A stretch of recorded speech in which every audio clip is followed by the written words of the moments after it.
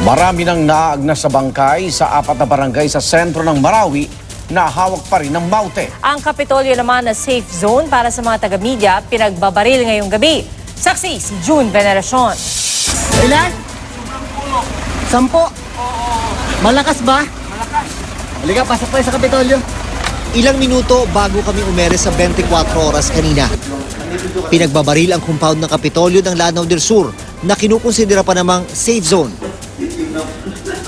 Agad kaming nagsitakbuhan at nagligpit ng gamit nang marinig ang mga tila tunog ng mga batong tumatama sa simento.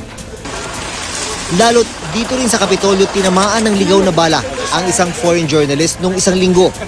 Walang nasaktan sa insidente kanina.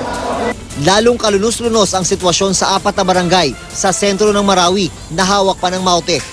Ayon sa mga sundalong nakalapit doon, sobrang baho na dahil sa dami ng mga naaagnas na bangkay. At ang ilang parte, tangay ng mga aso na wala nang makain. Mahigit 300 na ang patay kabilang ang 26 na sibilyan. Sa mga hindi mapasok na lugar, kita ng mga drone ang epekto ng gulo. Tulad sa palibot ng isang moske kung saan ilang metro ang layo ay may nakuha ng malaking crater, uuka dahil sa pabobomba ng armed forces.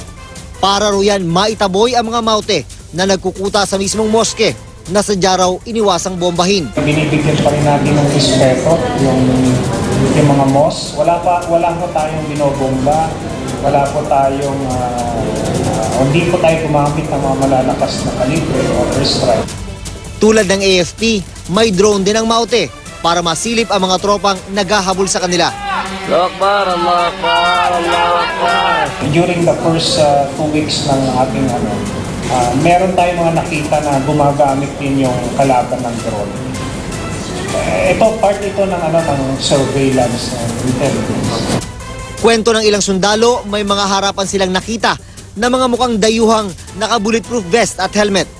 Posibleng foreign terrorist na raw ang tumatayong ground commander ng mga Maute. Sa bahay-bahay na clearing operation naman, nagbabato na sila ng tear gas para mapalabas sa mga Maute na nagtatago sa mga basement. May hindi mabilang na mga hostages pa raw na ginagawang human shield ng mga Maute. Mula rito sa Marawi, ako si June Veneracion, ang inyong saksi.